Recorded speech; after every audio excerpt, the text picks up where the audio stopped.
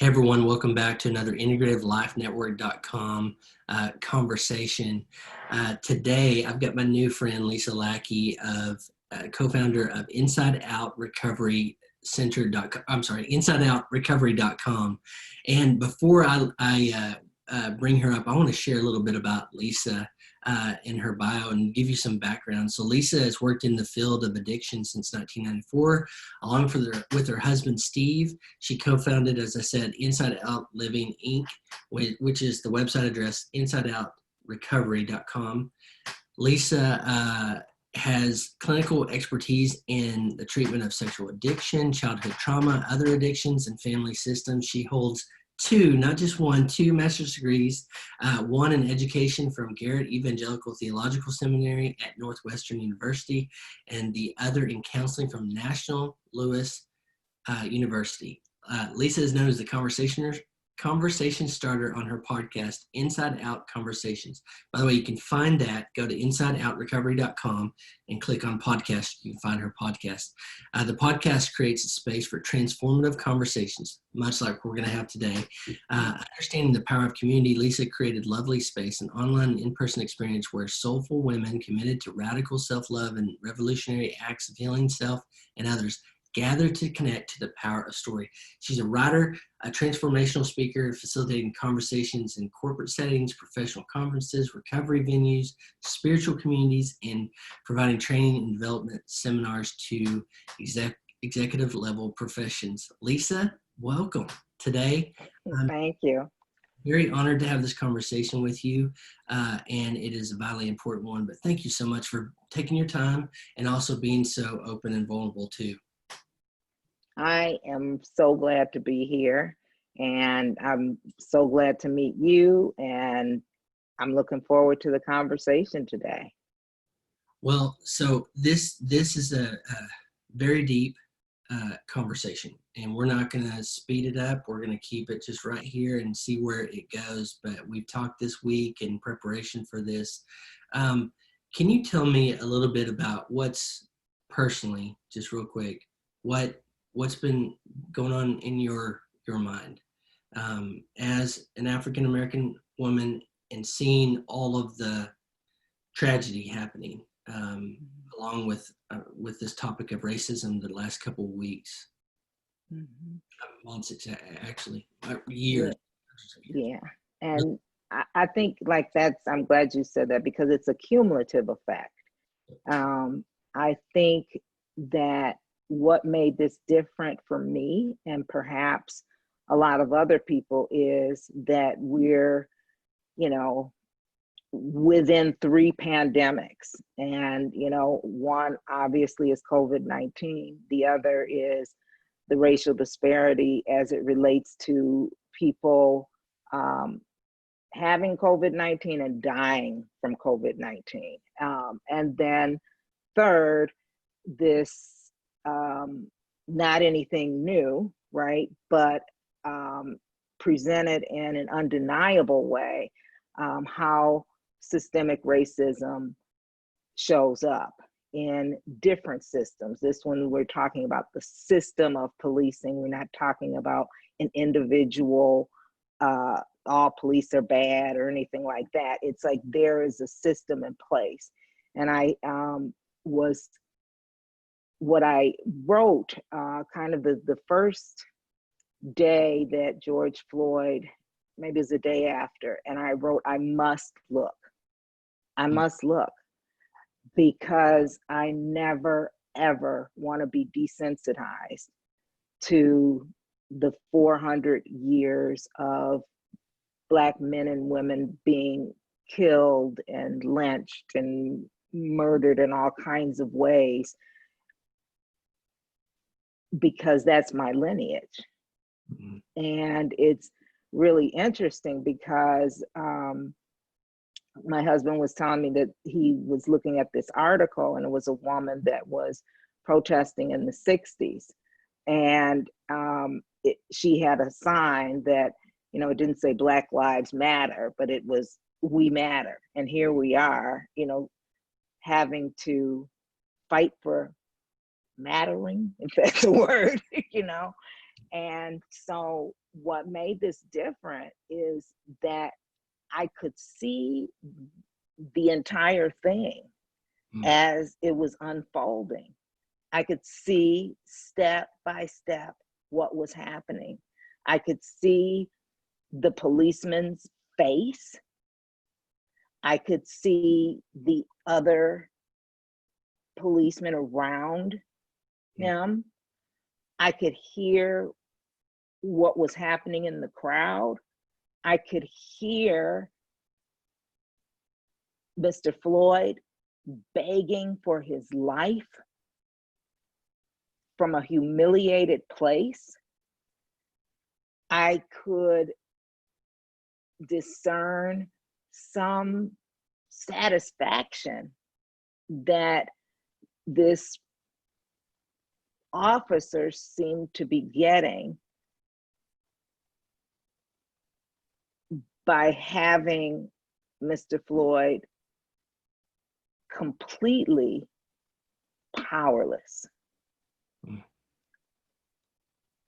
And then we all could see the life leaving his body. And all the different ways that he was saying, please, I can't breathe. My whole body hurts. Mama. This is a 6'4" strong Black man. It doesn't matter to me what his background is or isn't. There's nothing that deserves that. And it happens way too often. And I can never get that out of my mind, and there in a way I don't want to. I want to remember that. I want to remember that he sacrificed his life in a way many other people had. But because of technology and because of that 17-year-old girl having the wherewithal to film that, because she has already been schooled to know that if you don't get every bit of this on camera, this is just going to be one more. And, you know, her even stating after that she is traumatized. And it's just viscerally painful. And it's not just painful for Mr. Floyd, it's painful for all those before him, all those that are nameless, you know. And so I look at this time as the best of times and the worst of times. Even before this, I mean, we're with our families, many of us, in ways that we haven't been together maybe ever. And certainly not anytime recently. And so there is a getting to know each other in a different way amidst crises and trauma, and going through all of the experiences that we're going through as we are impacted by trauma, and seeing how that comes out, you know, in us and the phases of that. And the realness of it, you know, just the rawness. There's not the distractions that we're normally used to having. And I think, you know, the other part is just to have space to grieve and mourn so many things, and not just as it relates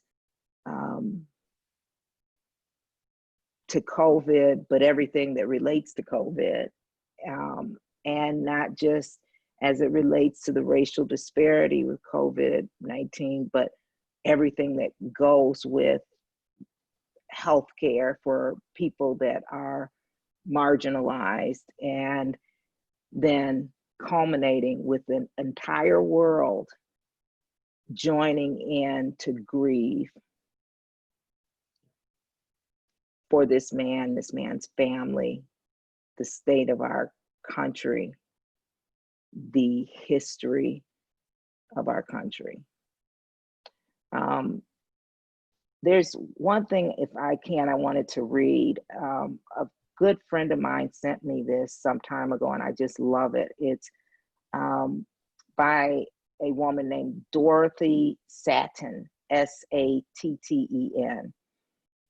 And she's written the 7 rights of the child.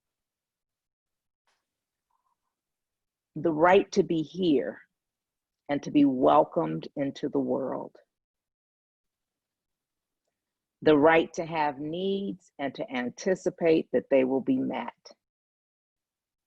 The right to be separate and still be loved. The right to have a voice and to speak your truth. The right to autonomy with support. The right to sexuality and to lead a passionate life. The right to spirituality and to follow your own spiritual path. And for so many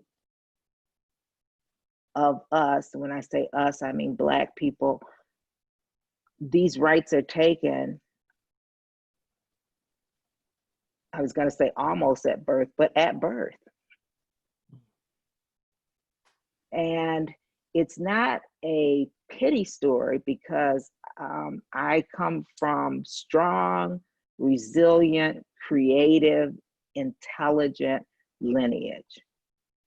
It's just exhausting, because whatever you do, you have to double down on it. And I was thinking about how some things for all of us, you know, whatever our life is, after a while, we accommodate ourselves to that life.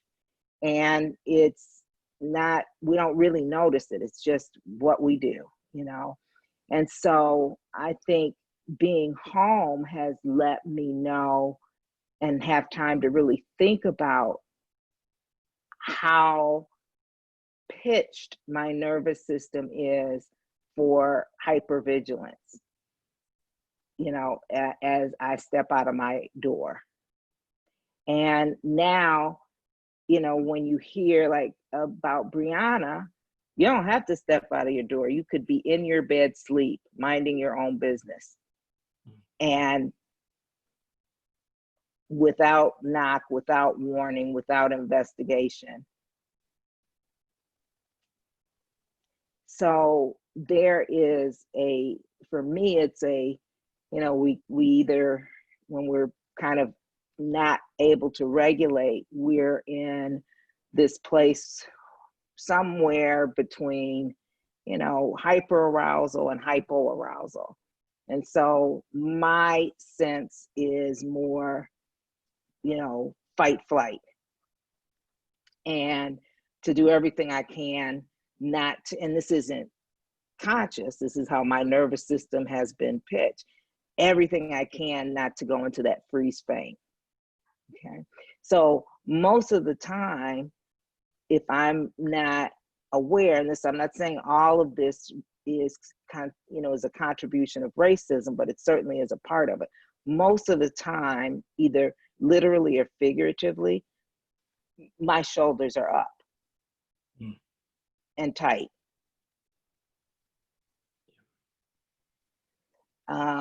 And so it's not just kind of how will they receive the quality of my talk or the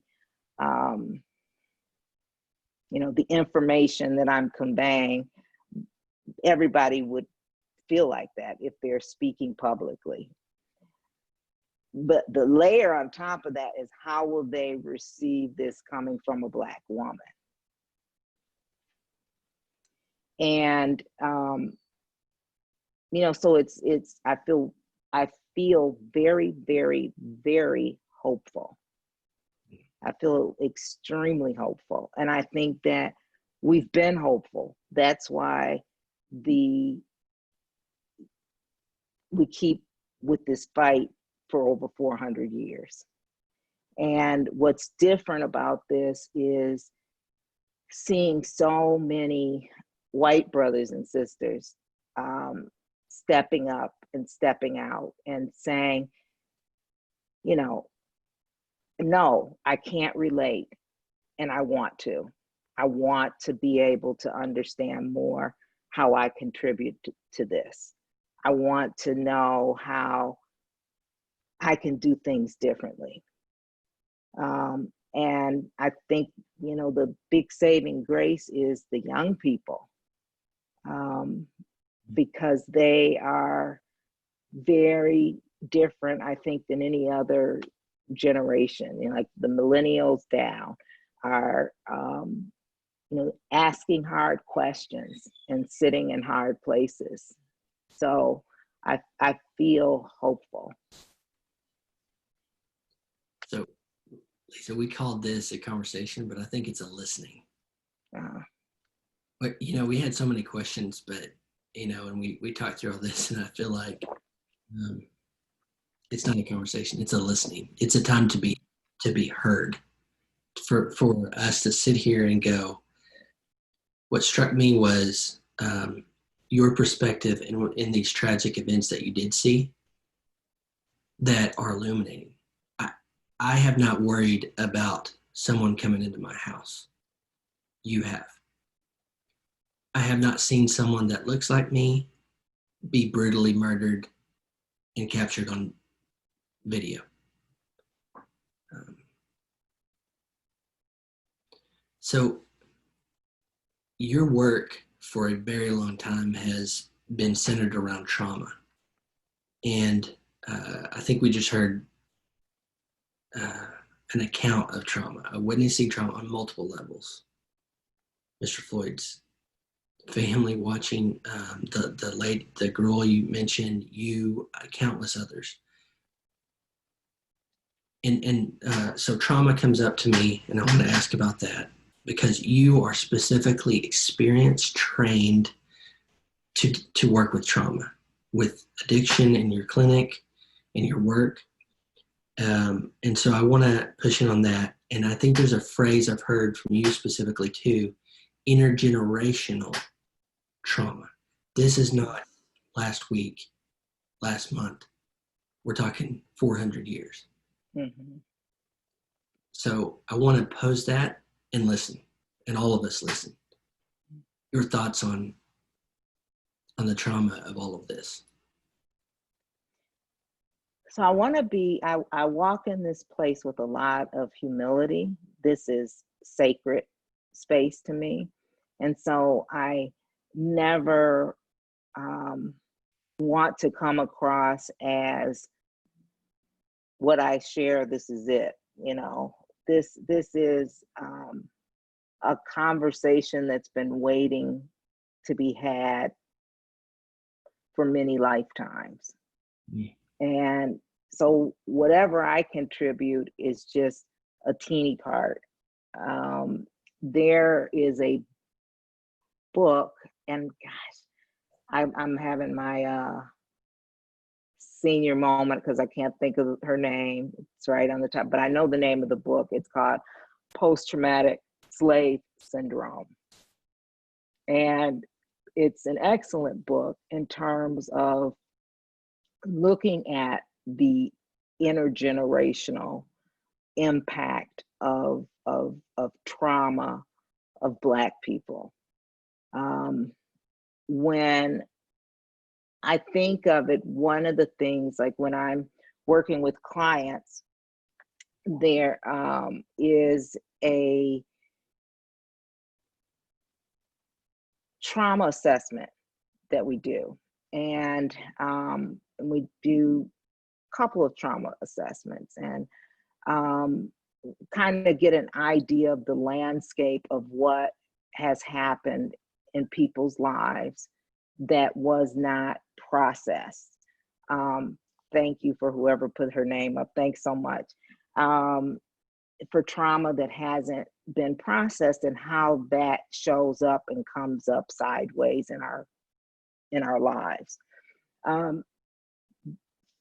The thing is that I work primarily in my I'll say my paid work with white, high functioning, very outwardly successful people. And so their trauma is going to look very different than a lot of trauma from that Black people experience, whether they're poor, somewhere in between, or well off. And so, you know, there are different assessments that can be given that allow us to specifically look at the trauma of racism.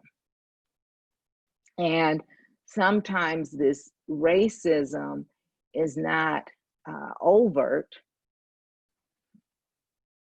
and we don't necessarily know that we're walking around with our antennas up in a state of feeling like our life is threatened on some level. One of the things that has been interesting is in the field that I have chosen, it's predominantly white professionals and white women. And so a lot of times when I'm going to a lot of my professional conferences, if I'm not the only Black person, there aren't very many. And I look at how, when you think about intergenerational trauma, it's even how I've raised my children, you know. So there are things that I prep them for, and my husband prepped them for, that is related to the trauma of racism. And so it's kind of like, you know what, when you're in a store, don't put your hands in your pocket, right? Make sure you get a receipt. Make sure that receipt is with you. Don't throw it away. Make sure that if, you know, as the kids got older, if you're driving and you get stopped, just put your hands on the dash in front of you. Ask if you can get your license. Be submissive.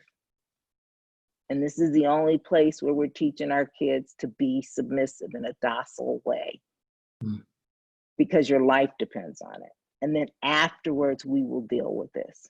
We'll figure this out. Don't question, right? And I've said this over and over, and I think it's important to keep saying, is that the three most important Black men in my life, my husband and two sons, have all been pulled over by the police several times, have been arrested for misidentification, some erroneous thing, right? And if my children were with friends that were white, we would tell them, you know what, there are some things that are just for fun you can't do, because in that crowd you're going to get plucked out and they won't. And it's not their fault. This is the way this system works. And I think that when we are in that space, there's just these automatic behaviors that we have. You know, there's automatic behaviors. It's, if you're going to date interracially, you're going to need to be very aware of what you might be met with that person's parents. So all of these things that we're having to teach, and then not to mention, you know, the internalized racism. So if we just think about this like we would anything else, right? If a kid grows up in a house and they're just receiving all these negative messages, then they adopt those messages as truth and start to behave from that place if there's no correction, if there's no repair, right? So in many ways, we're given a lot of love and nurture, maybe in the household. And then if you go out and you're getting this negative feedback from everyone out there that seems to have a hand in your ability to advance or not, you're going to internalize that. Mm-hmm. If you're getting negative messages at home and those out there, it's even more challenging. If you're recognized as you're articulate, I don't, things like that. And I really believe, what I choose to believe is that a lot of it is out of ignorance, like not necessarily someone setting up to hurt other people. Now, there are people that do that, but I think the majority of the people we haven't had conversations. It's the elephant in the living room that is now generations old. So I think, I remember my parents were very intentional, as much as possible, for me to have, when I was growing up, Black doctors, so that I would see that there are professionals in my race as well. There is also an assumption that sometimes comes along with who you are just by virtue of walking into the room. Mm-hmm. And so I believe that it has worked in many ways to add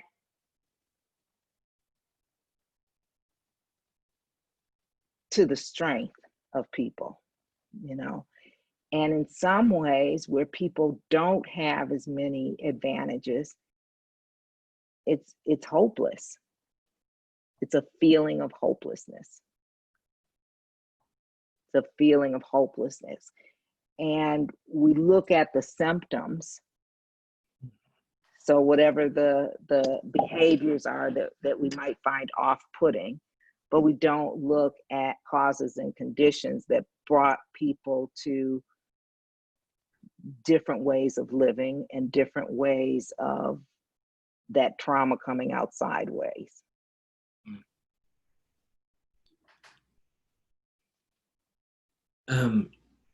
One of the things we talked about earlier this week, you said you had so many people saying to you, friends, colleagues, how are you doing? Did you share your response to that? Yeah. So it's mixed. Mm-hmm. I think this was the day after Mr. Floyd was killed. And I posted on my Facebook to my white friends, I am not okay. I'm not okay. And there have been people that have been as empathetic as they can be. We're all learning that it's okay to be empathetic, that it's okay to open our hearts and admit to the ugliness of all of this. And so I had one person just send me a note and say, all I know to say is that I love you and I'm willing to learn. Perfect. You know, I've had colleagues in the field where I've asked about certain things, you know, what the stance is for this organization or that organization. And some have been very vocal about intolerance of racism. And some, I have to say, have kind of straddled the fence and made it more global. And that's sad to me, because we're not saying that there is no injustice among any other people. We're not saying that. What we are saying is there is a 400+ year history of this, and some things are absolutely no different. And as an organization, what's your position on that? Mm-hmm. And some people are very uncomfortable, and I don't mind people being uncomfortable, because I think that as we talk through that discomfort, we come out on the other side maybe knowing a little bit more about ourselves and each other. Yeah. So you brought up colleagues in this listening. Can you tell us, you've had specific instances you shared with me of clients sitting across from you, getting mental health treatment from you, and exhibit racism right there in the chair. You mentioned to me earlier this week too about the entire field. You just mentioned walking into a conference. Can you share with us, and we listen, to what those things that you've seen, and then how we can better confront, address, whatever the words are, but do that, step out and stand up. So what I said when we were talking is, this was a perception of mine. So I want to start there, that we had been in business for a number of years before we put our picture on the website. And because we thought that if potential clients knew that we were Black, would they come? Would they, you know, feel that we were as qualified as we were? Especially, would they come if our staff is white and we're the directors of the staff? You know, so those were our perceptions based on intergenerational trauma. So for years we didn't put that, you know, our pictures up there. And the year we put our pictures up there was the year that President Obama got into office.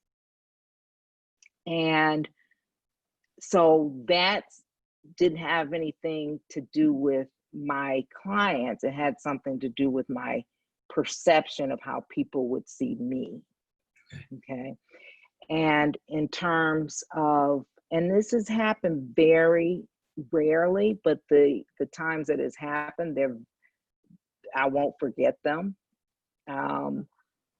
One was a young man that was, you know, young enough to be my son, that was questioning me about my credentials, about my fees, about my methodology, and he wasn't even my client. He came in with his spouse, who was my client, to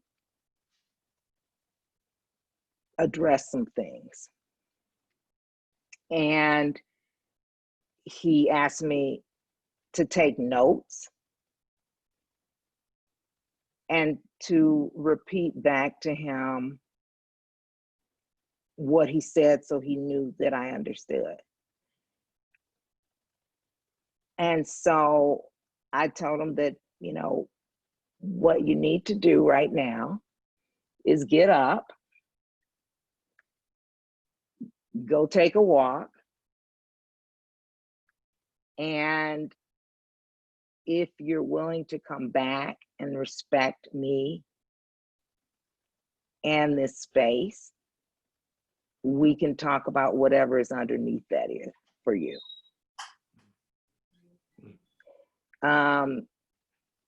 You know, I've had people try to make connections with me, and I believe that it's innocent. That's what I'm choosing to believe, that it's innocent, by, you know, saying things like, hey, girlfriend, or, you know, saying things that are normally very stereotypical of Black people.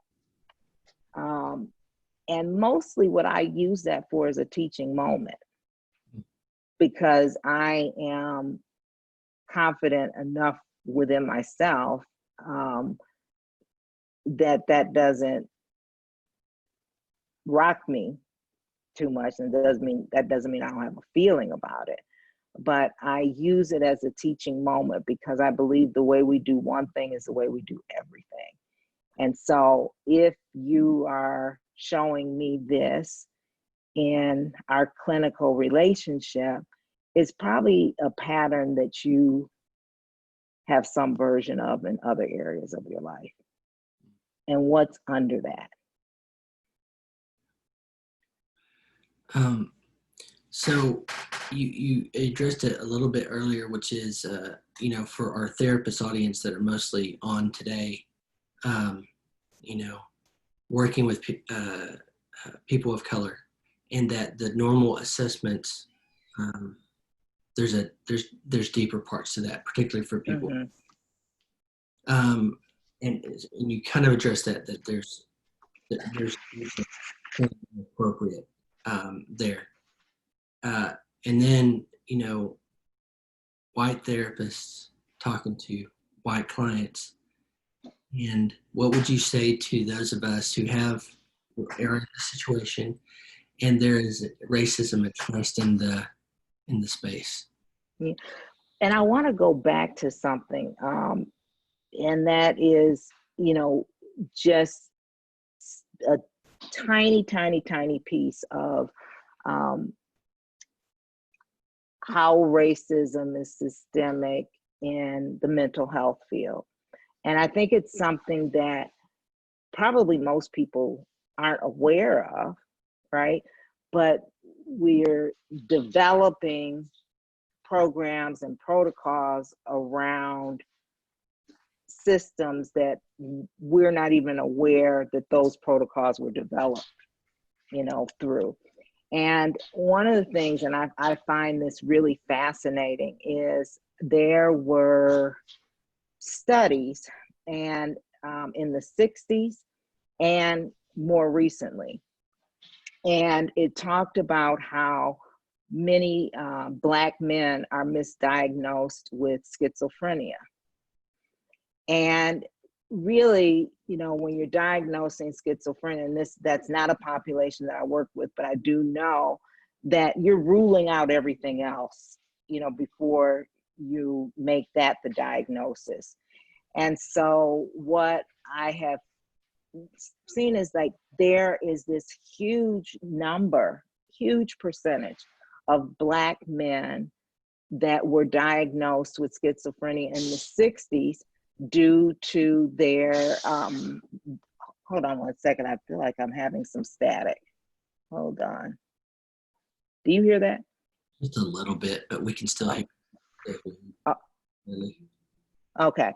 And so one of the things that they discovered was this protest. They called it protest schizophrenia. So people that were coming in the 60s, they were finding themselves, lots of men being diagnosed with this schizophrenia, and not looking at the underlying issues of trauma and how that was showing up, or depression, and maybe that's why they were, you know, appearing as almost comatose. And so it's really interesting. And today, that is still something that happens. There are two trauma scales that are used. And one of them is I want to make sure it's the trauma symptoms of discrimination scale. And it's a long assessment. But one of the things that I think is important as a white clinician is not just to do the assessment, but to understand the assessment and to understand the nuances of how racism has impacted some Black clients that they may have in, again, subtle ways and in more obvious ways, and really being able to sit back and learn from that client, because we don't know what we don't know. And to hear the experience of the person that is experiencing it. Because I think so many times, all of us, we can get in the mode of, you know, taking assessment, checking the boxes, and seeing the person as a diagnosis, rather than a person that is experiencing these things as a result of. So, and I don't really understand. I know that there are a lot of people that refer to themselves as culturally competent. I don't really understand what that means.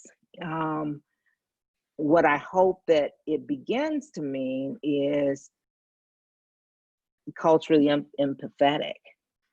And I think that we can only move towards empathy by acknowledging what our part in something is that has caused or promoted or continued systems that favor one side more than the other. And even if that's not, you know, a direct contribution that I've had, well, then how is it indirect? Yeah. What have I kind of let go past me? What are the nuances that come up for me when I have a person of color come into my office? What am I presuming about them?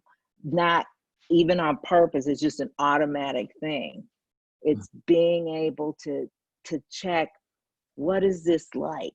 I think the other thing is, I've heard colleagues say this a lot, and other people, is I don't see color. And if you don't see color, then you don't see me. You know, I want you to see my Blackness. I love my Blackness. You know, that's part of the whole of who I am. And so I want us to stretch a little bit and say and see what we don't want to see. There's this, in the Zulu tribe, there's this saying, maybe you've heard of it, it's this sawubona. And it's kind of like namaste. So it's a greeting, hello. But it's more than hello. It's, we see you. And it's not just I see you, it's we see you. All of our ancestral tribe, all of our village, all of who I am sees you. And the response is, Yebo Sawubona. We see you.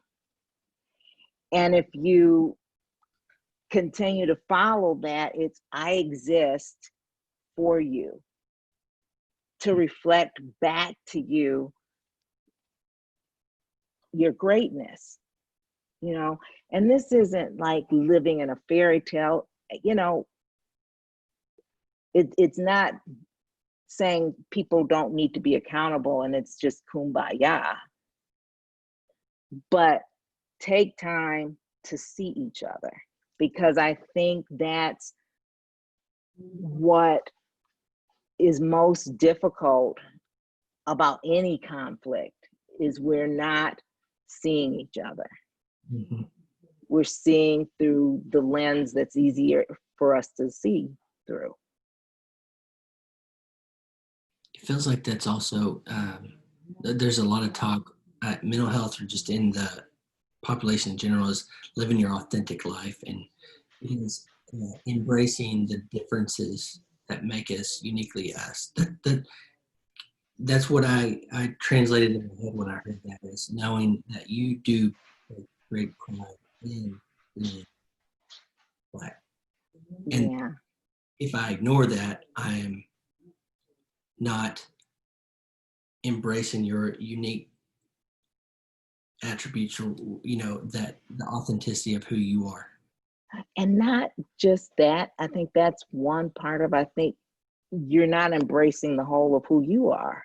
Mm-hmm. I mean, it's very clear with COVID-19 that we are all connected, like it or not, and that one person can have an impact on a whole lot of other people that they don't even know that they're having that impact on. True. And, to me, embracing your authentic self, it's almost kind of like, become this cliche, vulnerability and authenticity. I think that authenticity, at least for me, is also embracing those ugly parts of me. Mm. Also embracing those resistant parts of me. And giving myself compassion and holding myself accountable to move in the direction of shifting where that's necessary. And so authenticity isn't this wonderful place that we just arrive at. I think that it's very painful. It's being on the potter's wheel and throwing that away, starting over again, throw it away, start it, spinning. And I think that this is what we're called to do, and it can be a lovely mess. Mm. And so, the hope is that all of us stay in the mess long enough to see change. Mm. Real change, not just superficial change, but a change of heart.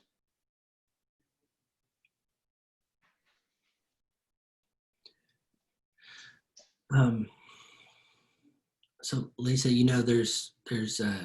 we've kind of had this conversation several times this week, but there's right now about 50 plus of your colleagues sitting here too and listening to the conversation.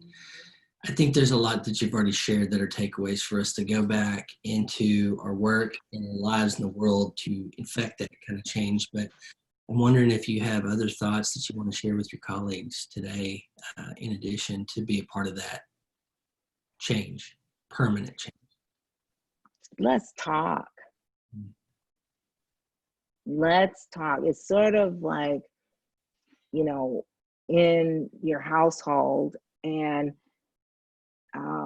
if you have children, then it's easy to look at what's going wrong with the children than to look at, well, where are they getting that from? And so it's easy to put the problem out here and not to see, what do I need to learn about myself? And that's not just, what do white people need to learn about themselves? It's what do we all need to learn about ourselves? And in this space of racism, how am I being challenged? Not just as a clinician, but as a human being.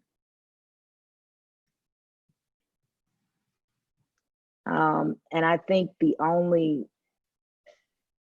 or at least the best place to start, I think, is to just be able to have conversations. I love the book, the 4 Agreements. And one of the agreements, which I think is the hardest agreement, is do not take anything personal. Yes. And so a lot of times when we start these hard conversations, there's, blaming, there's wanting to say how you're different or not different.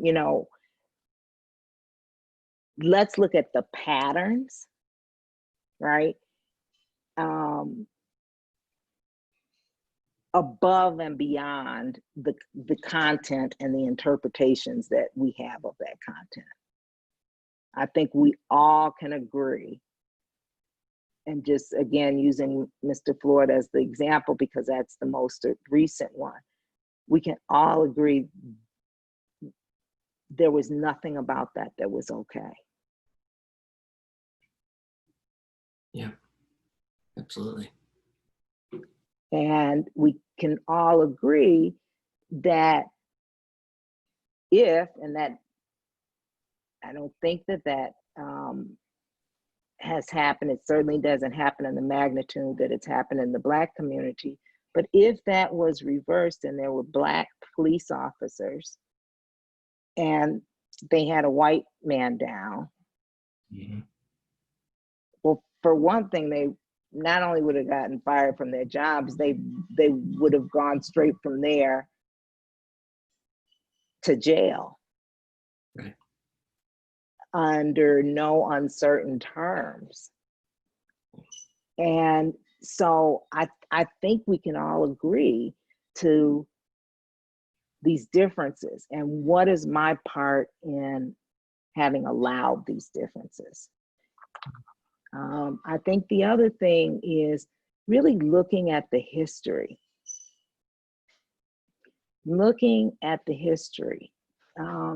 So that people can understand more about what the uproar is,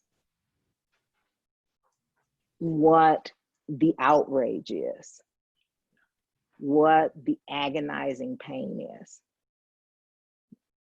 That this is a communal cry of years and years and years and years. And when that client comes into your office, any of our clients, but we're talking about Black people now, it's not just that person in front of you, it's a history. One that they may not even be aware of how much it's shaped them.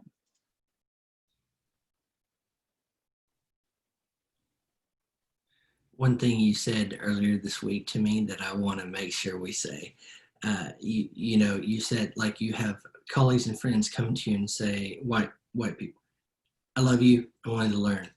And the thing you said to me earlier this week is, then go study it. Like when specifically steps, action steps, tell me as a white male, what are the steps? You said, go study this 400 years of oppression. And so I bought a couple of books, but that admonition that I wanted to share with everybody else. She said, study it. So it's not just, I love you, I care about you, put feet to it and go study it. Go educate. Yeah. Is what you Because that's love in action. If I'm interested in something, anything, I am going to get as much information as I can about it. Mm-hmm. And not even necessarily to be a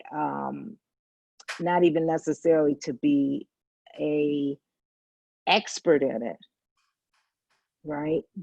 But to have a deep understanding of something I'm passionate about. And we talked to, this week has been so eye-opening for me because you have started the process for me, teaching me racial empathy. it's not a, this is a nuance of understanding that the history and knowing the history. Just you listening to you in the first couple of minutes of this, getting your perspective, and then understand what it could, trying to seek to understand what it could have felt like to be a Black person, to watch Mr. Floyd be brutally murdered on almost 9 minutes of, and so thank you for that. So there's a question or two I wanted to pull up for you in the final 4 minutes we have here, and I thank you so much again, Lisa, for your I think you. I think, you know, even the people that came to participate, you're not getting any CEUs for this. I look at it as a step to wanting to understand more, to wanting to be a part of the solution. And so I am appreciative to be here. And again, I am hopeful of, you know, what things will look like as we're turning this page. So one of our listeners says, as a woman with white privilege who has experienced trauma, I feel an affinity to Black and other marginalized people, but wonder if that isn't a veil that also keeps me from truly seeing other and another's pain and giving and honoring each person their place and space. I don't want to be self-referential, nor do I want to presume. How can I keep from this bias and false connection? I think you just did. Like you made that insight beautifully. And I think that's where it's like, we can't change what we're not aware of. And so this awareness that you're sharing is everything. And where will that awareness lead you? And I'm envisioning being in a room of clinicians and having someone like you saying something like that. And me or someone like me being able to respond, thank you for your awareness. I'm feeling more connected to you now. I'm feeling more safe. Let me tell you how I see it in my experience.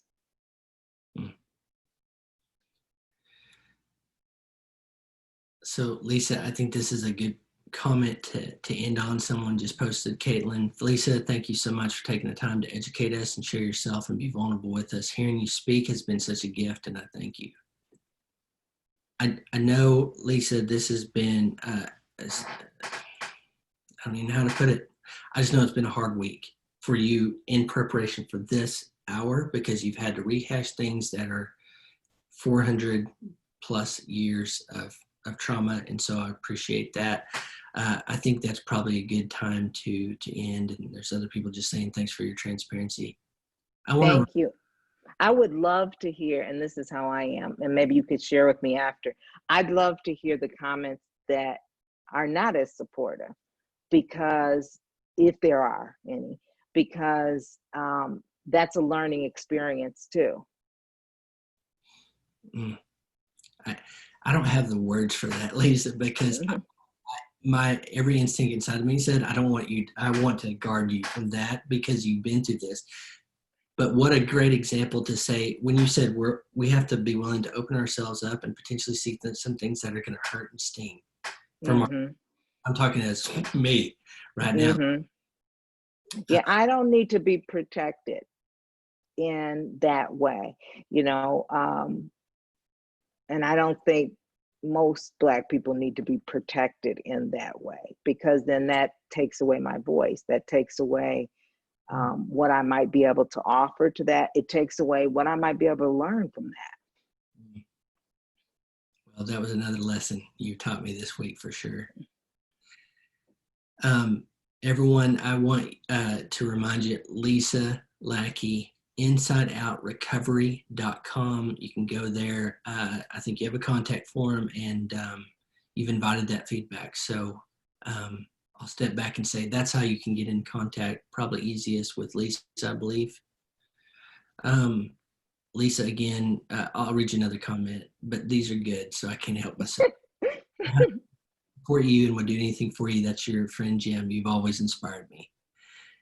Monica says, thank you. And since you're an LCSW, I'm hopeful that NASW will do a thorough analysis of our code of ethics. I really heard what you said about cultural competency versus empathy. And I am not an LCSW. I'm an LCPC. So I hope they do the same thing too. But thank you for that. Thank you. Because really, no matter what the title is, we all want the same thing for the people that we serve. Lisa, thank you for this time. I want to call you my friend this week, and thank you so much for this moment of sharing this message that needs to get shared even more broadly. And I know you're going to be doing that in the weeks and months to come. Thank you for your gift of this time and what you shared too to help us learn. Oh, Laura Tanner, tell Laura Tanner, that is my sister that sees me and loves me and is willing to learn. And so I'm so glad that she was on. I didn't know she was on. So I told Lisa not to look at the comments beforehand, but she's seeing. Yes. Because I'll give you all of it afterwards, by the way. Well, Lisa, I know you're busy too. I know this has been something that, to prepare even for this conversation has been heavy. And so I'll leave it to turn you loose and let you be able to take some moments. But thank you again. And everyone, again, this will be posted on integrativelifenetwork.com shortly afterwards, as well as insideoutrecovery.com, where Lisa and her husband, Steve, do their work in the world. And you can sign up there too, and be sure to see what's next from them. And there's great things coming. That's going to be more of these conversations, and I'm really excited. Thank you. Thank you, Lisa. See you, everybody.